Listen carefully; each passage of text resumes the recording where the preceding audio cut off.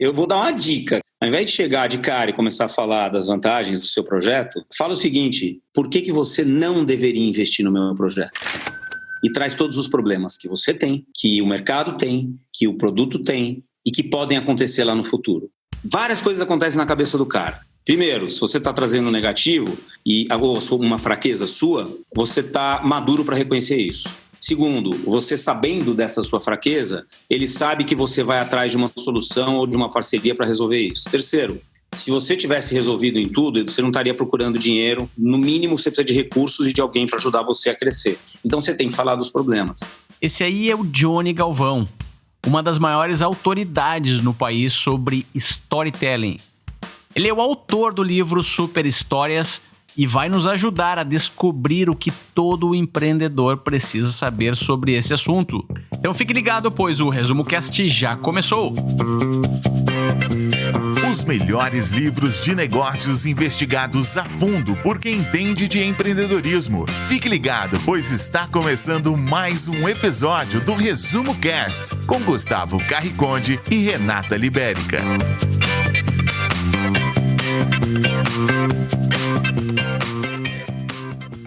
Quando eu era jovem, parecia que a vida era maravilhosa, um milagre. Como era bela e mágica. E todos os pássaros nas árvores, cantando alegremente, tão contentes, brincando e olhando para mim. Foi então que começaram a me ensinar a ser sensato, lógico, responsável, prático. E depois me mostraram um mundo onde eu poderia ser confiável, frio, intelectual, cínico. O Johnny Galvão, autor do livro, sempre teve aquela inquietude de quem questiona a maneira como as coisas são feitas tradicionalmente. Não é por acaso que o livro Super Histórias inicia com essas estrofes da música The Logical Song, da banda Supertramp. Talvez tenha sido essa curiosidade que despertou o interesse do Johnny por contar histórias. Uma curiosidade que toda criança tem, mas acaba perdendo com o passar do tempo. Como uma minoria que questiona o status quo, ele não se convenceu pelo apelo de se tornar sensato, lógico, responsável, frio e intelectual. Ele não queria se tornar um vegetal. Então aqui fica o primeiro estalo do livro. Contar histórias bem é uma ferramenta das mais importantes para qualquer empreendedor. Não é só fazer um curso, ler um livro ou escutar um podcast. Claro que isso é importante, mas aceitar a proposta de ver o mundo com os olhos curiosos de uma criança é sem dúvida a habilidade mais importante que a gente precisa reaprender. Mas agora vamos entender melhor o que significa o storytelling? Johnny Galvão se considera uma criança bem-sucedida. Ele foi consultor na Accenture, montou a primeira empresa de apresentações do Brasil, a Soap, e hoje ele é sócio do Marcus Mignon e também de um americano que é autoridade mundial em storytelling. O Robert McKee, que foi... ele tem o livro mais vendido nesse mundo das histórias no mundo, que é o Story. Ele já vendeu acho que mais de 5 milhões de cópias, ajudou a Pixar em 94 para aprender como que se escreve uma boa história e no ano seguinte a Pixar escreveu Toy Story. Eles não sabiam os elementos e os princípios, não sabiam usar de uma forma técnica. Então ele é hoje considerado, tem 75, 76 anos de idade, o principal guru de storytelling do mundo. Eu fiz um curso com ele, me aproximei com aquele sonho que todo empreendedor tem de achar que pode conquistar tudo.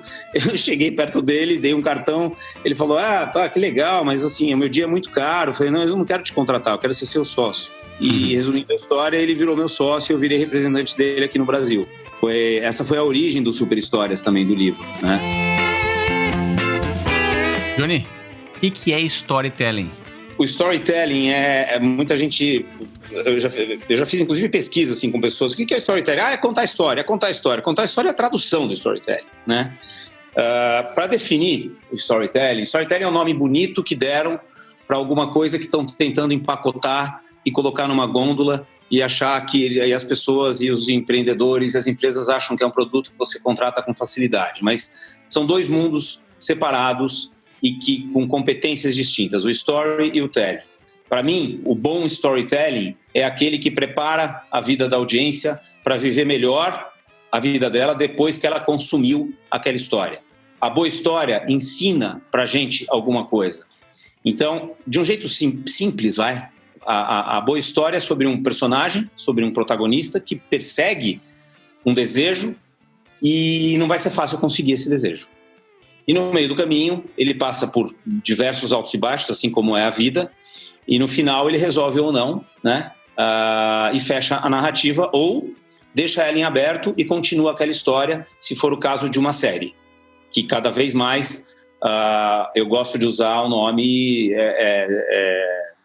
de serialized storytelling. Quer dizer, você não quer uma relação com o seu cliente, seja ele quem for, estanque, parada, faz um institucionalzinho aí e acha que está resolvido. Não, você quer um to be continued, você não quer um the end. Para definir, eu acho que é preciso isso, é preciso separar o story do telling. E sem uma boa história, não adianta, cara. Você pode chamar o George Lucas, que ele não vai salvar o resultado final da sua comunicação. A boa história é aquela que a audiência sai identificada, se lembra depois, por muito tempo, daquilo que aconteceu, porque ela sentiu que aquilo vai ser relevante. Aquilo vai ser importante para a vida dela e, de alguma forma, ela se sente protagonista. Na hora que você está contando, você pode estar contando uma história sobre você, sobre o Johnny aqui. Eu estou contando uma história sobre o Johnny. Mas, a partir do momento que a pessoa saiu da sala, ela vai ter que sentir que aquela história do Johnny inspirou a vida dela para que ela possa ter mais capacidade de superar as forças antagônicas que ela vai enfrentar na vida dela no futuro. Resumo Cast. Livros para empreendedores. O Johnny traz no livro uma receita de bolo para criar grandes histórias. Mas não é uma receita acadêmica criada por teóricos atrás de 4 paredes sem contato nenhum com a realidade. É uma receita que veio dos grandes sucessos do cinema. Tente lembrar agora de algum bom filme que você assistiu há muito tempo.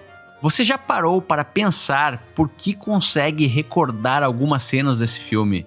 Talvez o início, talvez o final, os altos, os baixos do filme. Talvez você até recorde a história toda e até mesmo a mensagem principal do filme. Pois é. Provavelmente esse filme foi produzido levando em conta a receita do bolo e lá no meio da história você vai encontrar 3 atos. Ato 1, ambientação e incidente incitante. Ato 2, complicações progressivas. Ato 3, final. A base de tudo isso é um estudo que eu fiz lá em Hollywood e que intuitivamente eu já fazia na Soap antes de montar a Plot. Nas apresentações, era descobrir um padrão que existe por trás das boas histórias no entretenimento, em Hollywood ou fora do entretenimento.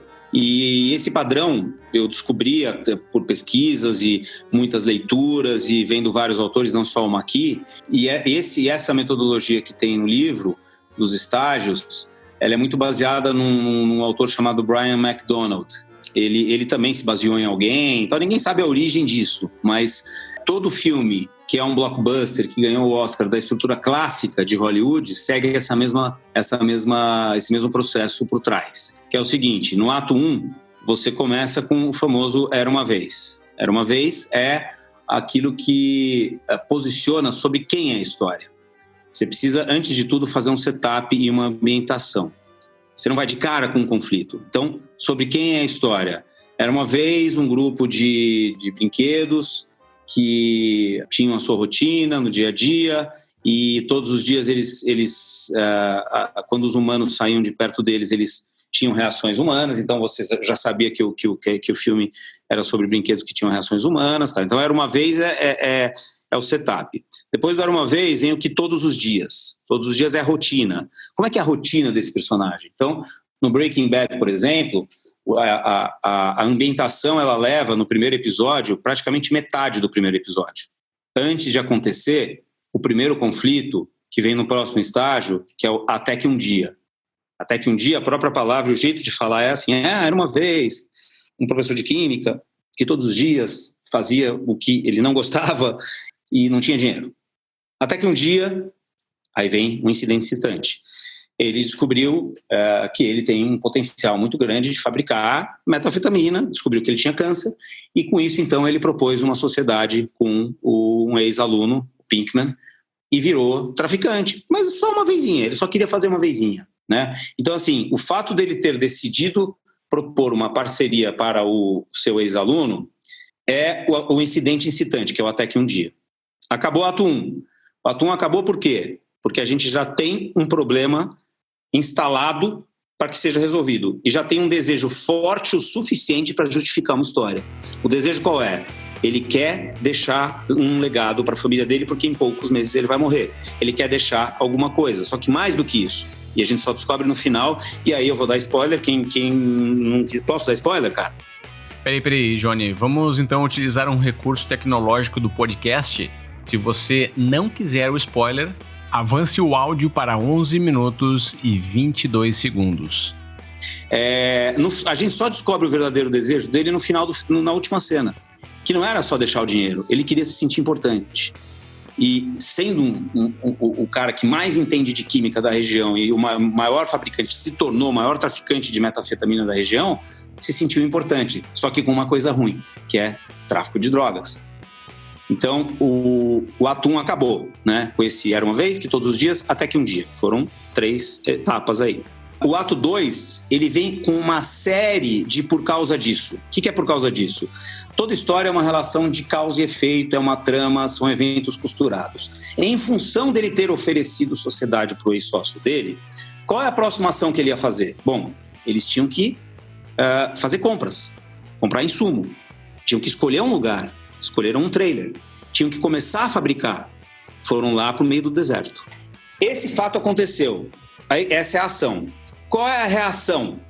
A reação foi que alguma coisa, alguém apareceu lá e começou a ter problema, e aí ele reagiu em relação a essa reação, teve a segunda ação dele, e por causa disso, e aí vai uma série de ações e reações, quantas forem necessárias para que a história chegue no final. Esse é o ato 2, que é o mais complicado de escrever, é o mais longo, geralmente, e mesmo numa propaganda de 30 segundos, você pode ter ato 1, 2 e 3, né? E no ato 3, você tem 2 momentos, que é Até Que Finalmente. Então, Até Que Finalmente, qual que é a principal momento de crise da história? Ele vem no final da história. Por quê? Porque o protagonista já tem conhecimento suficiente para enfrentar problemas maiores, e os problemas maiores virão, com certeza. E aí, você, roteirista, deixa o problema maior, a maior dilema, a maior crise que ele vai viver para o final. Save the best for the last. Essa é uma frase do Maqui e que realmente faz sentido. Deixa o melhor para o final. Porque o final, que é essa crise, vai levar ao clímax. E crise significa perigo e oportunidade ao mesmo tempo. Você pode perder tudo aquilo que você desejava ou você pode ganhar. Vai depender de como você, protagonista, vai ser forte o suficiente no final. Então vem Até Que Finalmente ele conseguiu ou não o que ele queria. E depois tem aquele respiro, ufa, nossa, o clímax veio. Aí vem o Desde Então. E desde então, ele falou, viveram felizes para sempre. Só que na vida não é assim, né?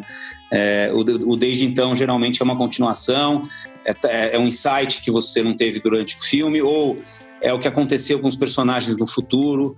Em histórias que você tem uma continuidade, o Desde Então é uma pista que você planta para continuar no próximo episódio. Então a gente faz muito isso para alguns clientes, a gente cria um convite, por exemplo, para um evento, e no final desse convite a gente deixa totalmente aberto. Um final aberto por quê? Porque a gente quer que a pessoa fique curiosa para ter a resposta que a gente jogou dentro desse teaser ou trailer, e ela vai obter aquela resposta dentro do evento. Então a gente acaba fazendo isso. Então esses estágios eles são invisíveis quando você assiste um filme, mas eles estão sempre lá.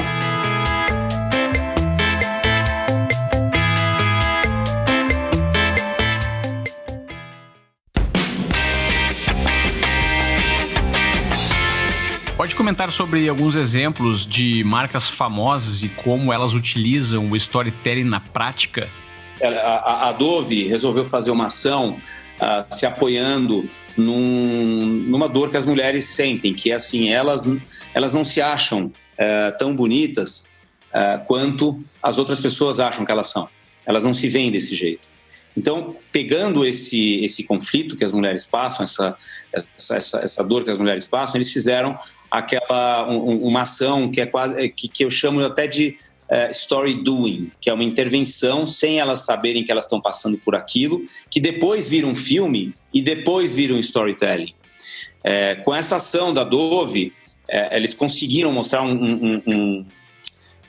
teve um cara que fez um retrato desenhado delas, e toda vez que elas viam esse retrato, elas se emocionavam, elas choravam, e o final, a moral da história de toda essa ação foi que, assim, você é muito mais bonito do que você se acha. Foi meio que dividido em atos, né? Ato 1, 2 e 3, o problema, depois no meio a complicação, a emoção, e depois no final a mulher resgatou a autoestima, e foi uma ação que envolveu story doing e storytelling. A Heineken é ótima para fazer isso também. A maioria das campanhas que ela faz, ela envolve intervenções na vida de pessoas que, na hora que acontece o ponto de virada da história, se surpreendem, se emocionam, e você então se identifica porque você se sente no lugar daquela pessoa, e no final também tem um final surpreendente e inesperado. Como aquela que vários casais foram para um restaurante e a ação toda foi combinada com um homem, né, que trouxe um convite, que ele queria assistir. A premissa toda era que, assim, o homem quer assistir a final da Champions League sozinho.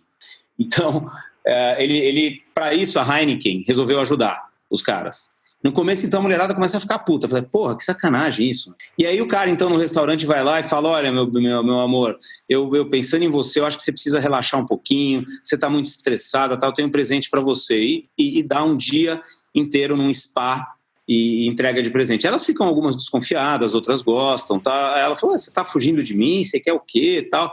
E aí eles ficam livres para ver a Champions League, resumindo, né? E eles vão assistir no Allianz Arena.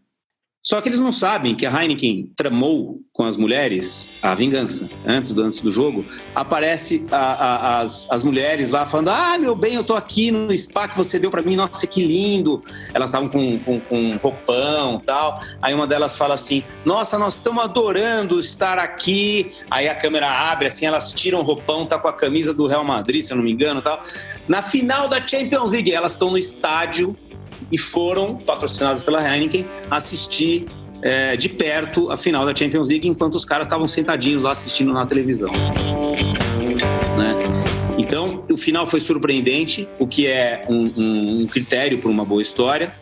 O começo abordou um tema que é universal, que todas as pessoas se identificam, ou seja, essa coisa do machismo, do homem querer assistir jogo sozinho, só entre homens, tomando cerveja, e de não colocar a mulher nessa parada. Então eles resolveram fazer a vingança, né? A mulherada foi e eles ficaram aqui. Eu tenho esses dois exemplos, quer dizer, existem outros. A Uber agora fez uma ação muito interessante com uma pessoa chamou Uber e por algum motivo eles viram o perfil dessa pessoa e chegou uma Ferrari, cara. Uma Ferrari, e o cara foi simplesmente conduzido do ponto A para o ponto B com uma Ferrari, né? Então, isso tudo marca. O que eu acho que grandes marcas como Apple, Google e Amazon, por exemplo, eles não têm uma grande campanha usando storytelling. Eles simplesmente vivem a história.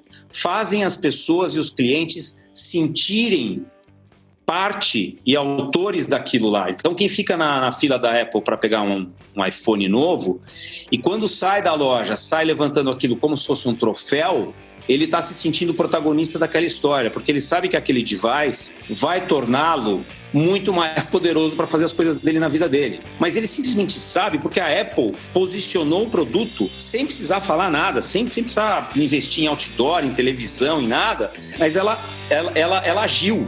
A verdade da marca tá na prática. Mas também deve existir alguns cases de storytelling no mundo corporativo e das marcas que não são tão bons assim. Você pega uma propaganda da Fernanda Montenegro falando sobre a beleza da vida e uma música do Forrest Gump de fundo, uma poesia, faça um download de coisas positivas na sua vida e no final vem banco tal. Não vou dar o slogan, senão todo mundo já vai saber o que é. Já sabe pela Fernanda Montenegro, mas eu não vou... Porra, o que um banco traz para você de download de coisas positivas na sua cabeça? Não faz sentido. Tem um outro contra-exemplo aí que, assim, tem ursinhos dançando em 3D. De repente corta e fala, sabe por que eles estão felizes? Porque você está feliz. Aí você está na praia. E sabe por que você está feliz? Corta e vai para a concessionária. Porque você fez a revisão programada nas mais de 500 concessionárias Fiat. Porra! Eu falei Fiat porque eu não estou criticando a marca, eu estou criticando a comunicação. Tem nada a ver uma coisa com a outra. E aí, os problemas da Fiat, de uma concessionária, que são atraso, às vezes você se sente enganado, passa um carro na sua frente, é tudo mais caro, etc., etc., não foi abordado nessa comunicação. Então, quando a verdade não é abordada e é mera sedução, as pessoas não acreditam. Voltando para a Apple, Google e Amazon, por exemplo, eles não precisam de tantas histórias, porque quem conta as histórias deles são os próprios consumidores, que ao passarem por experiências com começo, meio e fim, de repente você tem uma dificuldade, a pesquisa no Google te ajudou a resolver essa dificuldade. Você teve uma historinha com começo, meio e fim, você vai contar para alguma pessoa se ela foi surpreendente, né? Na Amazon, você tem um problema, você tem certeza que aquele problema vai ser resolvido e se bobear você vai ganhar um bônus ainda com um presente deles para você. Então eu considero que existem bons exemplos, mas eu não vou ficar falando daquela coisa clichê, né? O primeiro sutiã ninguém esquece, um grande exemplo de história, de propaganda que ficou, marcou, foi um slogan que marcou. Só que o primeiro sutiã ninguém esquece, se a gente analisar frame a frame daquela história, eu vou fazer que nem o Marcos Mion nos piores clipes do mundo, né? Eu vou achar um monte de furo. E o problema é que as agências não dão continuidade. Cadê o primeiro sutiã ninguém esquece? Ficou lá no passado. Por que você não dá continuidade numa campanha? Subaru agora aconteceu isso. Tinha uma campanha que colocava o protagonista no centro, dizendo quem é o Subaru Driver. E dizendo que o subarista tem orgulho do carro que tem. E tem mesmo. O subarista não quer largar um Subaru. E fizeram uma campanha chamada Subaru Driver, colocando o protagonista, que é o cara que dirige o carro, no centro. Aí trocou de agência e veio uma campanha. Subaru, a Volvo do Japão. Peraí, eu não tô entendendo. Sabe como que se fala Volvo em japonês?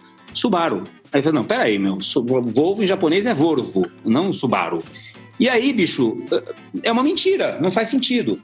E eu critiquei tanto isso, até nos meus workshops, desconstruindo essa campanha, né? Não interessa de quem foi essa campanha, que eles perderam a conta. E acho que voltou para original, porque Subaru Driver é muito mais eficiente. Bombril, o cara do Bombril, Posto Ipiranga, são coisas engraçadinhas que ficam por aí, mas que eu não vou falar que é um case foda de storytelling, porque não é. O Posto Ipiranga vende balinha, cigarro, como o Porta dos Fundos faz, né? O cara vai lá e fala, escuta, vim reconhecer firma aqui, a mulher olha com uma cara e fala, isso aqui é um posto de gasolina, cara, vende balinha, vende cigarro, vende refrigerante, gasolina e tal. E é isso, você vai num Ipiranga, você vai num BR, é exatamente a mesma coisa. Onde é que eu compro passagem mais barata? Pergunta no Posto Piranga. Onde é que eu faço limpeza de pele? Pergunta no... Não, cara, não faz isso, pelo amor de Deus. Não brinca com a nossa emoção, entendeu? Boa.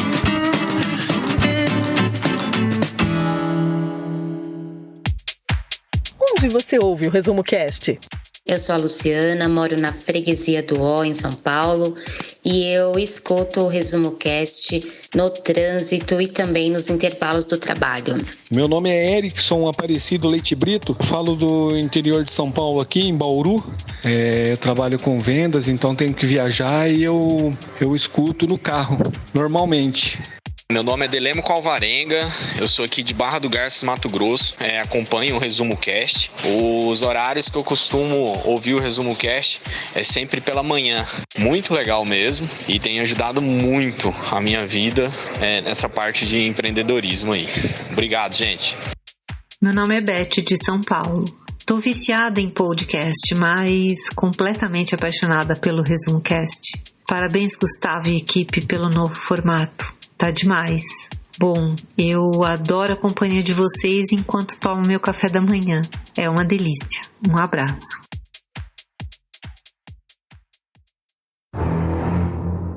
As forças antagônicas de uma história contribuem com o engajamento da audiência. Uma história tem que ter altos e baixos. Você não pode entregar a solução de todos os problemas logo no início. Você está lembrado do primeiro filme Tubarão? Lembra quantas vezes o tubarão aparece no filme? Se falou mais de 3, errou feio. Se falou mais de 1, errou também. Ele apareceu uma vez só. Isso mesmo, no final. E o que conseguiu manter os espectadores engajados até o final do filme foi justamente não saber onde é que ele estava. Era aquela sensação constante de que o ataque poderia vir a qualquer momento, de qualquer lugar. Imagine se o tubarão tivesse um GPS instalado nele e os personagens do filme pudessem rastrear a sua localização. E quando o monstro se aproximasse da praia, pronto, era só evacuar todos os banhistas do mar. Esse simples detalhe iria acabar com o suco secreto da história. A certeza e a segurança acabam com o interesse do público. Para a história permanecer interessante até o final, é preciso que haja uma ameaça, uma incerteza ou alguma tensão dos espectadores. A boa história é um espelho da vida como ela é. Então, se você entende que a vida não é fácil, não adianta esconder e ficar só seduzindo, porque a vida tem perrengue, tem problema, e a propaganda muitas vezes acaba com o storytelling, porque ela só traz o lado bom e o lado positivo. Então, assim, se você não entende como a vida funciona, você não vai conseguir criar uma boa história e contá-la bem. Se você realmente espelha a vida como ela é e fala de verdade, de dentro para fora, você vai conseguir engajar a sua audiência. Você não tem nenhum filme que começa bem, continua bem e acaba tudo bem. Todo bom filme, toda boa série, você se identifica, às vezes até pelo mal, né? Por quê? Porque o mal, ele tem algo positivo também. O Poderoso Chefão, ele mata a gente, só que ele é leal à família. Você se identifica não porque ele mata a gente, mas porque ele é leal à família. Então, esse processo de identificação, quanto mais forte for a história, quanto melhor for a história, mais forte é o processo de identificação com a audiência. Vamos falar de trama. Isso é tão importante em uma história que o autor colocou o nome da sua própria agência, The Plot, que quer dizer trama em inglês. A trama é o que faz as histórias engajarem e dão motivos para a audiência prestar atenção. Toda trama tem história, mas nem toda história tem trama. Olha o seguinte exemplo: o rei morreu e a rainha morreu. Essa versão está sem trama. Agora olhe a versão com trama. O rei morreu e a rainha morreu de tristeza. Sentiu a diferença? A trama é o óleo que lubrifica a história. É a cola que mantém os elementos unidos. A trama traz os altos e baixos da história e conduz os personagens do início ao final. O livro traz dicas para colocar um tempero especial em qualquer trama. Utilize metáforas, porque elas são um poderoso gatilho que ativa algum conhecimento na mente da sua audiência que vai ajudar a entender a sua história. Pense em uma marca que quer comunicar que os lojistas estão focados em resultados de curto prazo, enquanto os fabricantes estão focados no longo prazo. Uma boa metáfora seria comparar a história de um pai e um filho, e comparar o fabricante ao pai e o lojista ao filho. Histórias contadas com metáforas são muito mais atraentes do que apenas dados apresentados de forma fria e seca. Outra dica é utilizar mensagens nas entrelinhas ou subtexto. Vamos ver um exemplo que o livro traz. A Audi fez um anúncio parabenizando a BMW por receber o prêmio de carro do ano de 2006, World Car of the Year 2006. Mas logo vem a mensagem do subtexto.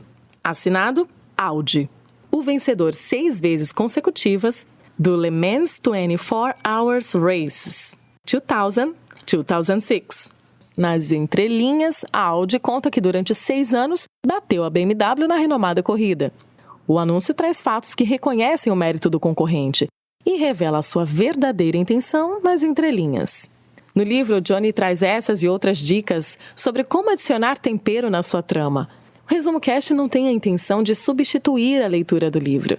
Então, se você deseja se aprofundar mais nesse assunto, vale a pena ler a obra completa. Mas como o empreendedor pode utilizar o storytelling na prática?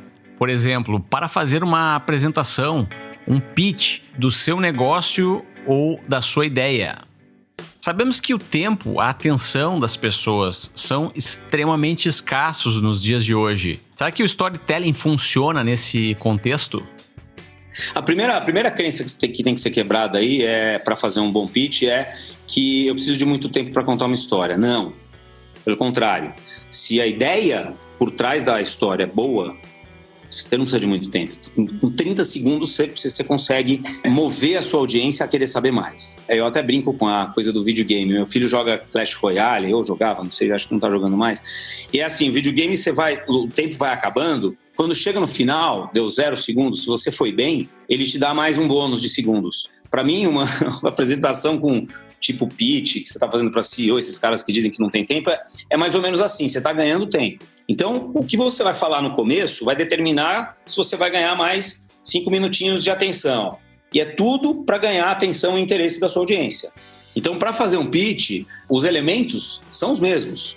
Principalmente, esse pitch tem que conter a verdade, e a verdade, ela tem seus problemas. Ela tem a vida como ela é, e a admiração não vem da perfeição. O que muita gente acha que o pitch, ele só vai falar das coisas boas, business plan, ROI, olha só o que você vai ganhar, o dinheiro que você vai ganhar comigo, quem tá por trás, eu sou foda, tenho experiência, tenho MBA, tenho PhD. E a gente vai criar um futuro e vai acabar com a pobreza no Brasil. Não, ninguém acaba com a pobreza, ninguém acaba com a violência, ninguém diminui, ninguém acaba com a desigualdade. Não acaba, essa é a realidade. Então, falar a verdade, que é trazer os pontos negativos, é algo que as pessoas não fazem. E eu vou exagerar agora para quem está ouvindo aí. Eu vou dar uma dica, cara. Tenta fazer o seguinte, ao invés de chegar de cara e começar a falar das vantagens do seu projeto, fala o seguinte: por que você não deveria investir no meu projeto? E traz todos os problemas que você tem, que o mercado tem, que o produto tem e que podem acontecer lá no futuro. E que existem. Então aí, se você não trouxer, o cara pode pensar, mas você vai trazer coisas novas, coisas que você não tem. Só que aí você vai dizer o seguinte, você precisa de aliança para isso.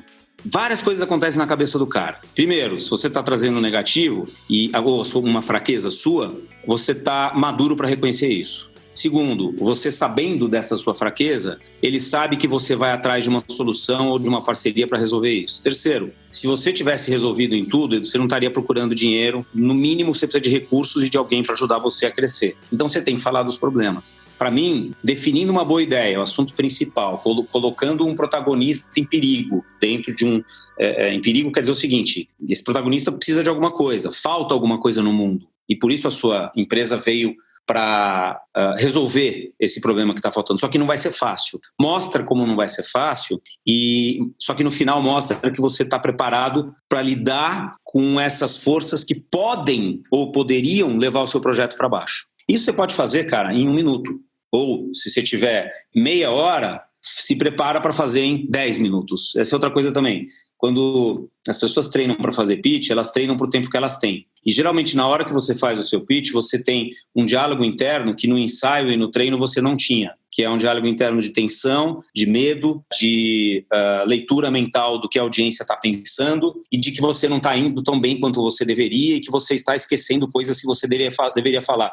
Só bobagem, porque assim, a audiência nem sabe o que você ia falar, então ela não sabe se você está esquecendo ou não. E esse diálogo interno faz com que você fale mais, explique mais, e aquilo que você treinou para falar em 15 minutos, você não consegue. Por que você acha que eventos, ninguém consegue, ninguém acaba antes, cara? É uma coisa impressionante. Os palestrantes ficam esperando, ansiosos, porque o outro palestrante tinha 20 minutos, já está há 30 minutos falando. Ninguém acaba antes. E mesmo ensaiado, não consegue acabar antes. Então, se você tem meia hora, ensaia para 15, porque aí você vai fazer em meia hora. Ficou claro nessa obra que não basta ter um excelente conteúdo. É preciso saber conduzir a mente humana. A publicidade faz isso muito bem. O poder de uma história bem contada está em conduzir o foco de quem a recebe até onde se quer chegar. Existem técnicas e elementos para isso que o autor disponibiliza para quem quer se aprofundar. Bom, o Resumo Cast fica por aqui. Eu te convido para ser um apoiador desse projeto de empoderar o ser humano com o conhecimento dos livros.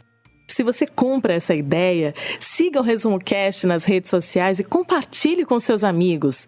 Eu te convido também para conhecer a nossa área Premium.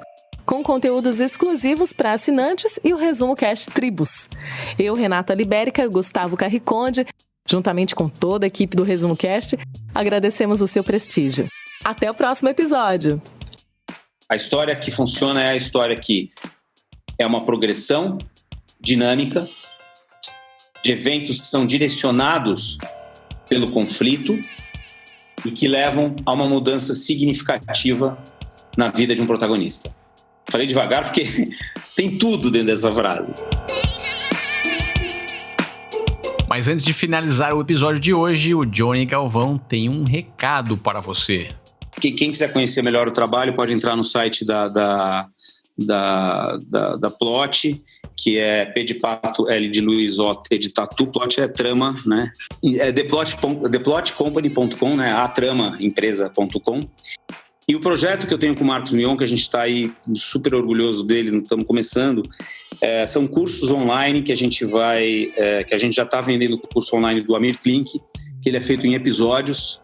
Cada episódio tem de 10 a 15 minutos e a gente aprofunda nos aspectos emocionais e nos altos e baixos que o mestre, que a gente considera o master aí, que um dia não vai mais estar aqui, mas que quer deixar o seu legado, o que ele pode trazer para ensinar você a viver melhor a sua vida, a planejar melhor, a lidar com forças difíceis na vida, a entender que a calmaria não existe. No caso do Amir Klink, quando ele está no mar, a calmaria é uma merda, é sinal que vem uma paulada de algum lugar. Então, assim, como que esse aprendizado de vida dele pode servir para você? Esse é o mastertalks.com.br. Ele custa cada programa R$295. E você compra e tem acesso vitalício, é pro resto da vida, é como um livro, são vários episódios, tal. Você pode acessar, tem e-books, são 2 e-books por episódio, e tem um vídeo meu também desconstruindo um pouquinho o episódio. Eu vou dar 50% de desconto para quem está assistindo aqui, e vou criar um cupom. Que cupom que eu posso colocar aqui? Coloca ResumoCast 50. ResumoCast 50. Quem quiser, então, já pode entrar, porque eu vou colocar agora. Entra no Master Talks, clica lá em comprar, preenche como se fosse comprar. Na hora que ele vai perguntar se você tem um cupom, você preenche esse cupom ele vai dar 50% de desconto. Então, assim, a partir de hoje, a gente deixa disponível esse cupom de 50% com um limite de 200 participantes, quer dizer, até 200 pessoas. Quando chegar em 201, o 201 não vai conseguir comprar. Então, são 200 cupons. ResumoCast 50. ResumoCast 50, tudo com maiúsculo, isso é importante. Tudo com maiúsculo. Beleza? Valeu! E essa promoção do Johnny é válida a partir de segunda-feira, dia 8 de outubro de 2018, apenas para os 200 primeiros.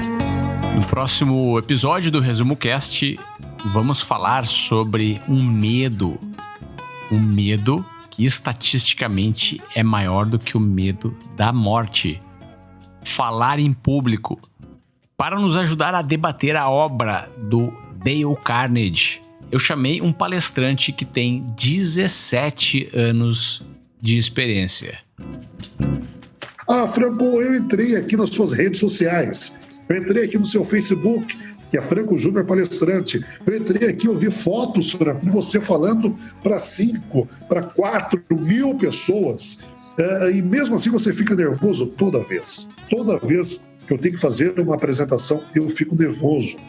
O que eu aprendi ao longo dos últimos 17 anos que eu trabalho com comunicação é como controlar essas reações. Valeu, Johnny. Então, se aparecer por Dubai, manda uma mensagem pra gente tomar um café por aqui. Boa! Arranja um shake aí que queira investir no Master Talks que eu vou amanhã. É possível, né? Legal, beleza, meu? Valeu, então. Um abraço. Valeu, cara. Abraço, né? Tchau. Visite resumocast.com.br e assine gratuitamente o melhor podcast do Brasil.